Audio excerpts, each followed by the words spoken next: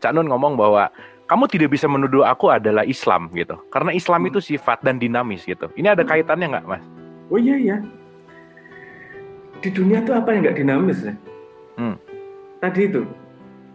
Ini kita tuh pada satu titik aja masih maju mundur nih. Kesadaran terhadap waktu. Kalau kita sadar waktu itu tidak pernah berhenti, berarti segala sesuatu kan dinamis. Oke. Termasuk kepercayaan kita terhadap agama dan Tuhan. Oh iya.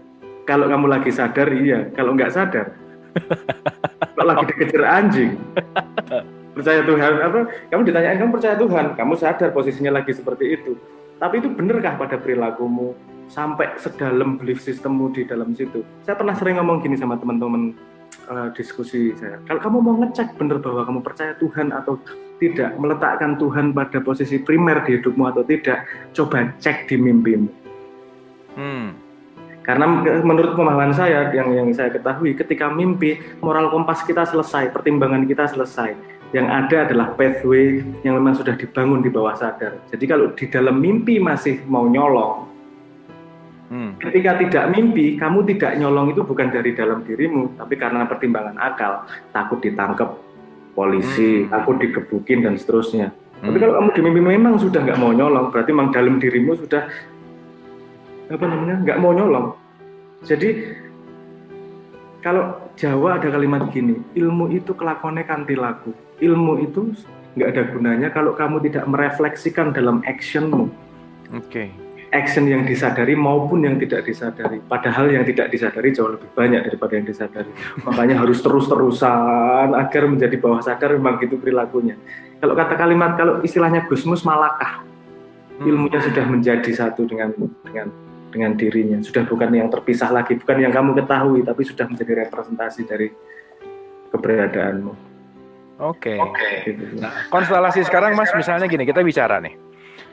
Indonesia tuh mayoritas Islam gitu ya. Dan kita tahu gitu, masyarakat Islam Indonesia nih ya, kita masyarakat terbesar gitu. Tapi saya melihat satu sisi di dalam Kenduri Cinta sama Iyah gitu ya. Itu menimbulkan kesadaran Islam yang sangat esensi gitu. Nah, pertanyaannya adalah kenapa nih masyarakat kita ini melihat kemasan tapi esensial ini justru malah nggak muncul gitu. Kalau tadi Mas Abrang bilang bahwa syahadat itu adalah percaya dan bersaksi gitu.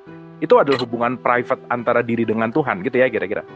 Tapi sekarang mudah sekali orang menyalahkan orang lain, mengkafirkan orang lain, judgement dengan beda agama, menerakakan orang lain. So, ada fenomena apa menurut Mas Abrang kok ini bisa terjadi gitu? Saya nomor satu tidak menyalahkan, ini efek langsung dari distribusi DNA itu tadi.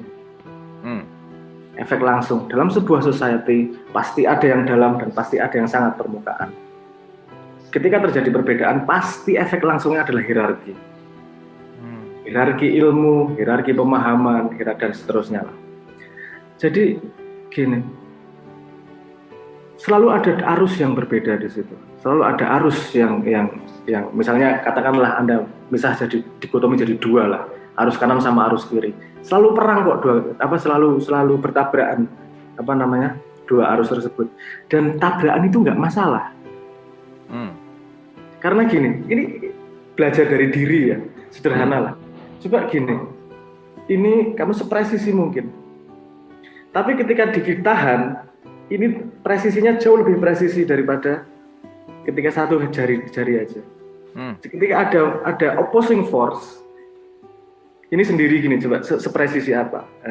Tapi ketika ini didorong balik gini, kamu mau presisi jauh lebih presisi, mau ke titik-titik yang mana. Jadi maksud saya ini analogi bahwa kalau sendiri kita mau kemana, kalau cuma satu arah kita nggak akan presisi loh, bisa sering kebablasan loh ini.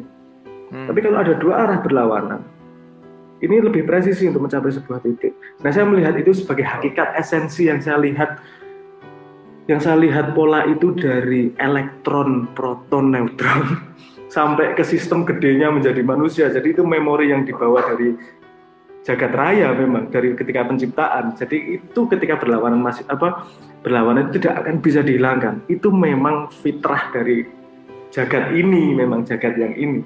Karena fitrahnya, rule of the game-nya memang seperti itu. Pertanyaan saya adalah gini. Mereka kalau ngomong mekanisme kemudian, Kalau gampang menyalahkan itu akan gampang diadopsi karena tidak perlu pemahaman. Nah, pokoknya sekelebat pemahaman ngalahke. Udah kerasa enak, serotoninnya naik karena pada posisi aku lebih benar daripada kamu. Ini yang paham-paham, yang nggak gitu sih sebenarnya. Tapi yang paham-paham tidak membuat arus balik juga. Arus baliknya tidak dalam tanda petik, tidak terorganisir juga dalam tanda petik. Saya nggak, maksudnya terorganisir bukan gini. Saya nggak mempromosikan terjadi keributan ya dan pertabrakan. Saya nggak mempromosikan itu. Maksud saya diskursus itu selalu ada di dalam society manapun. Dan menurut saya yang membuat itu rusak itu justru bukan pelakunya. Mereka cuma dimanfaatkan semua kok. Orang nggak paham itu kambing itu mau arahnya kemana, tinggal penggembalanya. Jadi saya nggak menyalahkan kambingnya, mohon maaf lah. Yang menurut saya kurang sehat adalah karena Indonesia sebagai society kita tidak punya aksioma yang jelas.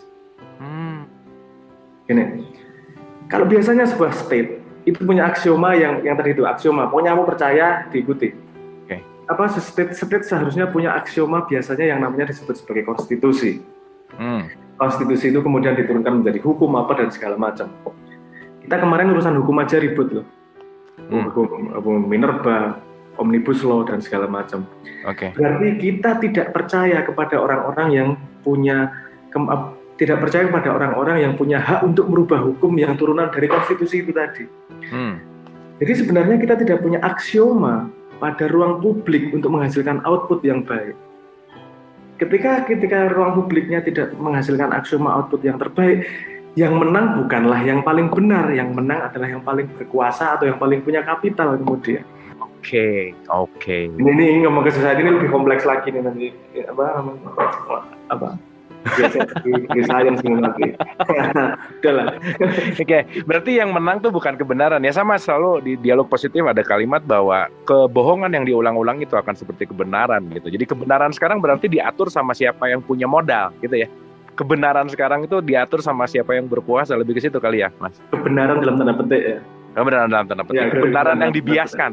Ya, kebenaran yang diadopsi, yang difotokopi karena kita biasa fotokopi itu. Nah, balik lagi ke tadi Mas Abrang bicara tentang ditentangnya tuh di sebelah mananya sih, Mas sebenarnya? Ributnya tuh di mana sih sebenarnya?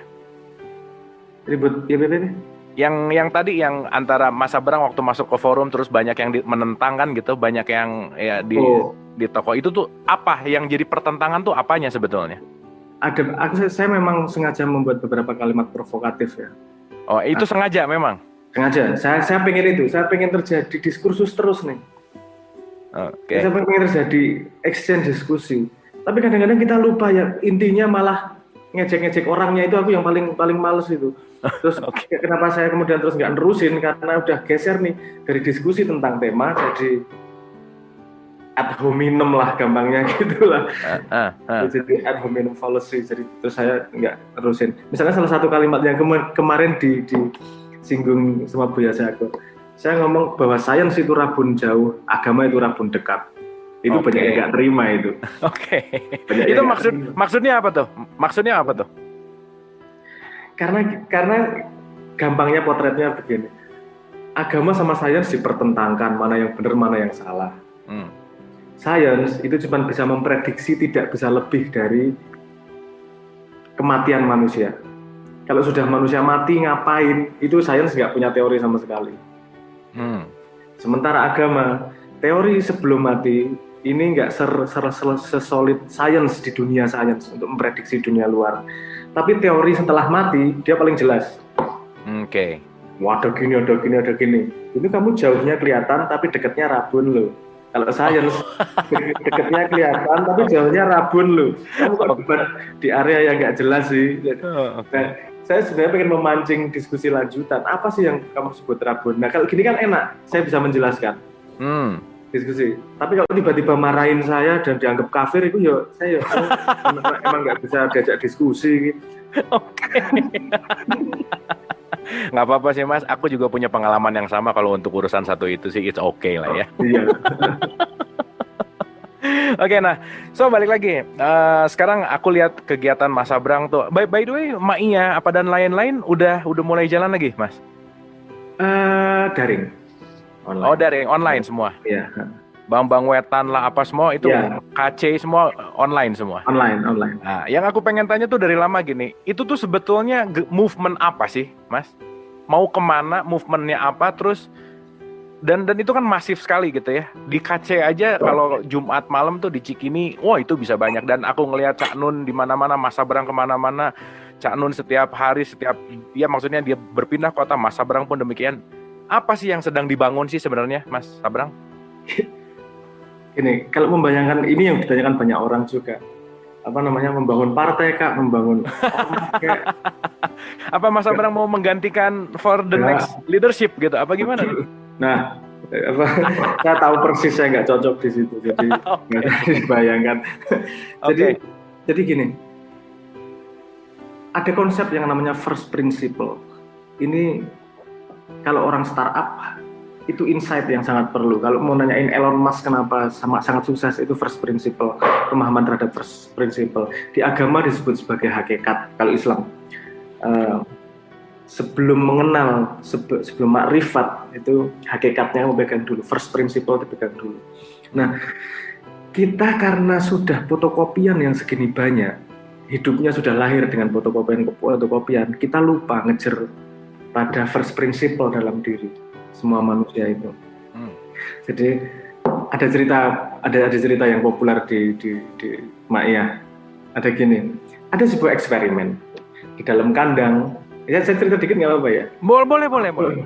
Di dalam kandang ada 5 ekor monyet dan ada tangga di tengahnya. Di atas tangga digantungkan pisang. Okay. Terus kalau ada yang ngambil pisangnya, monyet yang 4 yang gagal mengambil disemprot pakai air dingin semua. Oke. Sampailah terjadi peraturan sosial. Kalau ada yang mau naik tangga digebukin sama yang lain. Kenapa kamu dapat pisangnya, kita yang dapat sengsaranya. Jadi jangan sampai ada yang naik semuanya. Nah, digebukin semuanya. Terus kemudian nextnya, satu ekor monyet dibawa keluar, diganti monyet yang baru. Oke. Terus monyet ini kan nggak tahu apa-apa nih. Belum tahu informasi itu dan kesepakatannya nggak tahu. Nggak tahu kesepakatan apa-apa. Terus dia naik tangga sama yang lain, ditarik, digebukin. Sampai dia akhirnya tidak naik tangga itu. Terus akhirnya monyet-monyet generasi pertama ini diganti oleh monyet, satu demi satu diganti oleh monyet baru. Pada akhirnya datang sebuah populasi di mana mereka kalau ada yang naik tangga digebukin semua. Tanpa tahu sebabnya apa. Ini adalah penjara pikiran yang loncat generasi ini. Pokoknya kita taunya mbah-mbah gitu kok. Pokoknya kita taunya katanya gitu kok. Pokoknya kalau ada yang naik tangga, tarik bawah digebukin. Kenapa? Nggak tahu, pokoknya dari dulu kayak gitu. Nah, terus saya tanya sederhana gini. Ini kayaknya monyet. Saya tanya coba, Anda kalau mandi mana duluan yang disabunin? Aku mandi badan. Loh, kenapa? Pertanyaannya sederhana, kenapa? Nggak tahu, dari kecil gitu juga diajarinya gitu. Loh, berarti berapa persen dalam hidupmu yang pertimbangannya hanyalah karena copy paste? Kamu bagaimana bisa menjadi berdaulat pada dirimu sendiri kalau kamu tidak tahu persis apa yang kamu lakukan? Nah, jadi Maiyah yang pengen Maiyah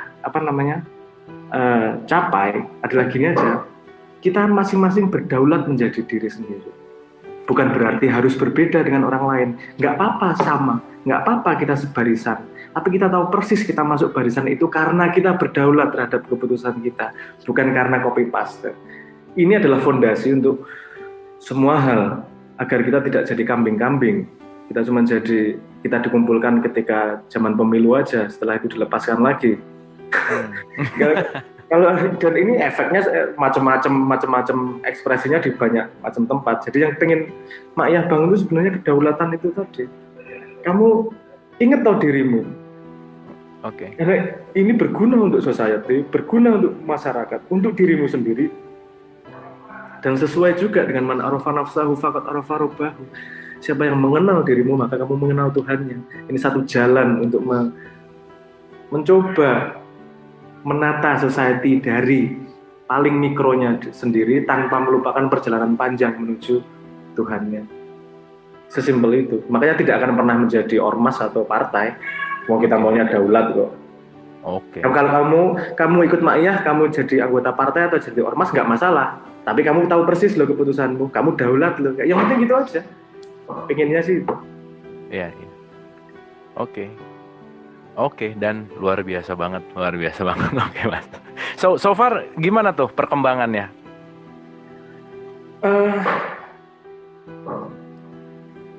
Dengan COVID ini saya harus agak ngegas posisinya. Tahun 2008 saya pernah nulis artikel di Kompas, judulnya Generasi Larva. Oke, gimana tuh?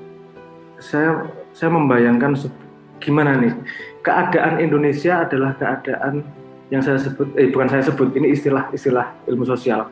Sebutannya adalah wicked problem. Wicked problem itu apa? Wicked problem adalah problem yang berhubungan satu sama lain begitu eratnya ekosistem, sehingga usaha untuk membenarkan justru membuka masalah baru kemungkinannya. Karena masalahnya sangat kompleks, apa yang kita ketahui tentang masalah juga berubah-ubah dan kondisi untuk memecahkannya juga berubah terus. Nah itu kan, terus piye caranya ini, terus gimana ini kalau saya bisa hidup saya yang pendek ini paling nggak bermanfaat lah. Saya berpikir itu, terus kemudian saya nulis Generasi Larva. Generasi Larva itu apa? Gini, kalau di Indonesia sesuatu sudah berjalan seperti ini ini masalah ekosistem, bukan lagi masalah satu titik, ini sudah masalah ekosistem. Kamu ngurusin gula berhubungan dengan mafia gula, nanti berhubungan sama pemerintah, berhubungan dengan partai, nyambungnya ini sudah masalah ekosistem.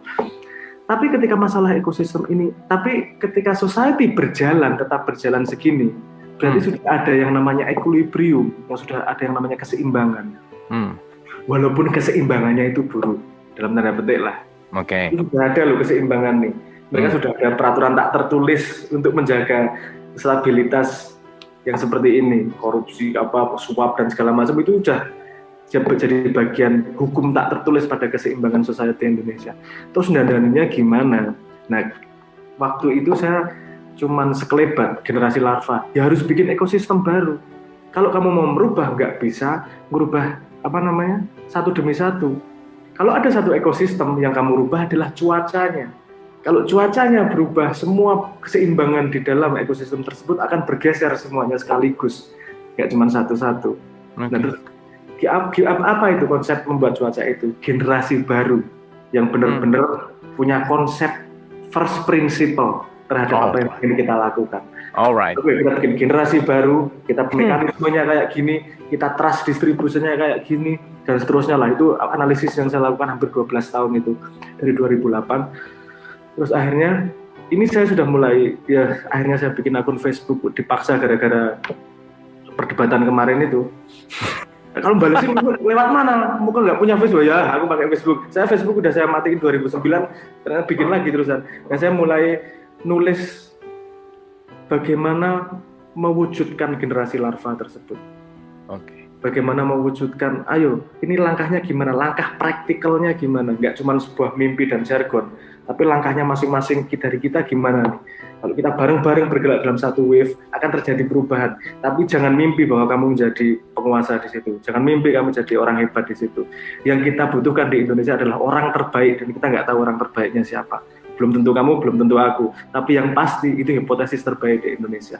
Kita bikin ekosistem baru, kita bikin mekanisme baru, kita bikin generasi baru yang memang punya karakteristik tidak kontinuasi dari yang kemarin, dan ini jadi hipotesis zaman. Itu yang saya dorong sekarang posisinya seperti itu setelah Ma'iyah hampir 30 tahun.